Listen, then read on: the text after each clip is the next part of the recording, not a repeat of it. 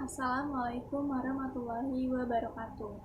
Pada video ini saya ingin menjelaskan mengenai materi metodologi penelitian.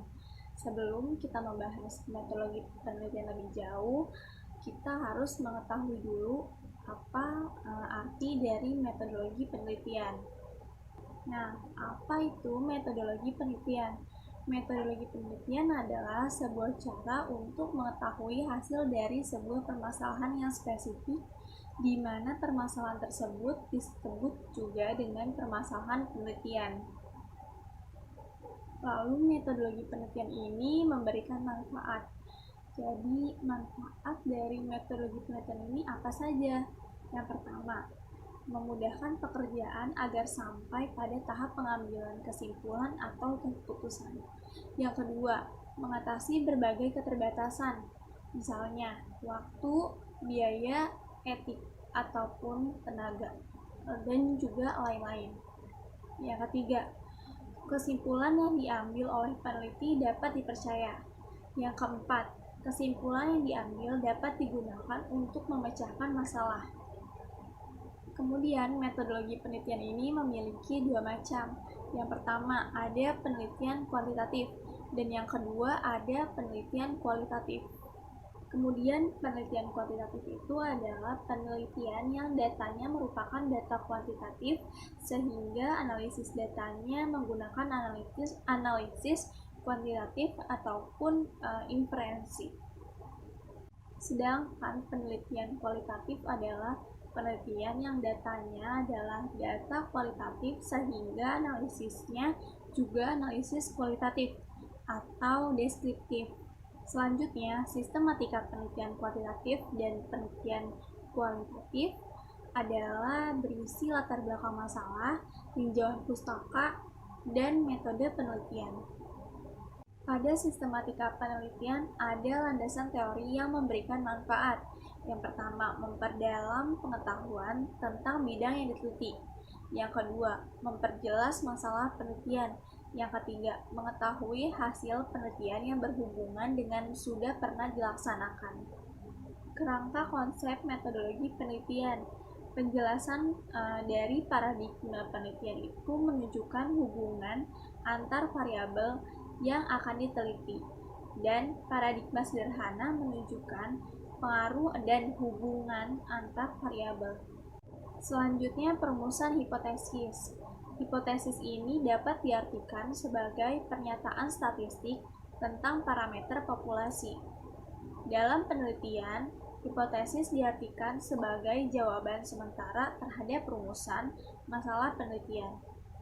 Dalam statistik dan penelitian terdapat dua macam hipotesis. Yang pertama, hipotesis nol, yang kedua, hipotesis alternatif. Hipotesis nol diartikan sebagai tidak adanya perbedaan antara parameter dengan statistik. Namun, jika hipotesis alternatif adalah perbedaan antara data populasi dengan data sampel. Nah, bentuk perumusan hipotesis. Ada hipotesis deskriptif dan juga hipotesis komparatif. Hipotesis deskriptif adalah dugaan tentang nilai suatu variabel mandiri tidak membuat perbandingan atau hubungan. Lalu contoh perumusan masalahnya adalah seberapa baik gaya kepemimpinan lembaga X. Dan juga rumusan hipotesisnya adalah gaya kepemimpinan di lembaga X telah mencapai 70% dari yang diharapkan. Kemudian ada hipotesis komparatif. Nah, hipotesis komparatif ini adalah pernyataan yang menunjukkan dugaan nilai dalam satu variabel atau lebih pada sampel yang berbeda. Contohnya adalah adakah perbedaan kualitas audit KP Big Four dan KP non Big Four. Nah, hipotesisnya yaitu tidak terdapat perbedaan kualitas audit antara KP Big Four dan KP non Big Four. Kualitas audit KP Big Four lebih rendah dibandingkan KP non Big Four atau kualitas audit KP Big Four lebih tinggi dibandingkan KP non-Big Four. Kemudian desain penelitian. Nah, desain penelitian ini adalah strategi yang dipilih oleh peneliti untuk mengintegrasikan secara menyeluruh komponen riset dengan cara logis dan sistematis untuk membahas dan menganalisis apa yang menjadi fokus penelitian. Kemudian rancangan penelitian yang digunakan untuk menjawab permasalahan penelitian meliputi yang pertama, populasi dan sampel, yang kedua, jenis data, yang ketiga, definisi operasional, dan yang keempat, metode analisis data. Selanjutnya, skala pengukuran. Pada skala pengukuran terdapat macam-macam. Berikut adalah macam-macam skala pengukuran. Yang pertama, skala interval, yang kedua skala nominal, yang ketiga skala ordinal, dan yang keempat skala rasio. Nah, kita akan membahas macam-macam skala pengukuran dari skala nominal terlebih dahulu. Jadi, skala nominal itu data ditetapkan atas dasar proses penggolongan. Data bersifat membedakan.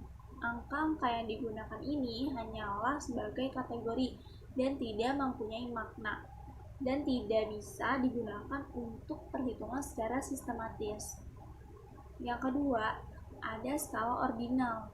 Skala ordinal ini berdasarkan pada ranking, digunakan dalam menentukan ranking suatu kelompok tertentu. Lalu yang ketiga, ada skala interval yang menunjukkan jarak antara satu data dengan data yang lainnya dan mempunyai bobot yang sama. Yang terakhir, ada skala rasio.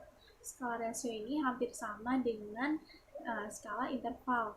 Yang membedakannya adalah skala pengukuran rasio memiliki nilai 0 mutlak dan jarak yang sama, sedangkan interval tidak. Selanjutnya, kita akan membahas populasi dan teknik sampel.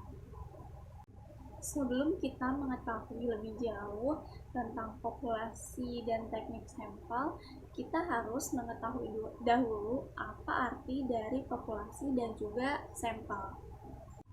Jadi, populasi itu bisa disebut dengan parameter yang merupakan jumlah dari subjek yang akan diteliti oleh peneliti. Jika sampel adalah sebagian dari populasi yang diambil sebagai objek dalam penelitian. Selanjutnya, teknik sampling. Nah, teknik sampling ini memiliki dua macam. Teknik sampling yang pertama yaitu probability sampling dan yang kedua yaitu non-probability sampling.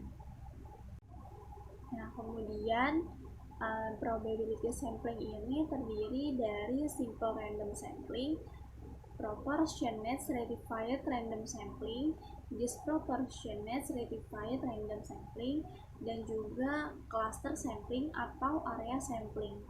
Lalu non-probability sampling ini juga terdiri dari sampling sistematis, sampling kuota, sampling aksidental, sampling purposive, sampling jenuh, snowball sampling. Nah, kita sudah ada di materi terakhir metodologi penelitian, yaitu analisa data. Sebelum kita mengetahui lebih jauh tentang analisa data, sebaiknya kita harus mengetahui terlebih dahulu apa arti dari analisa data. Jadi, analisa data yaitu proses untuk memeriksa, membersihkan, mengubah, dan membuat pemodelan jika sumber data atau respon sudah terkumpul.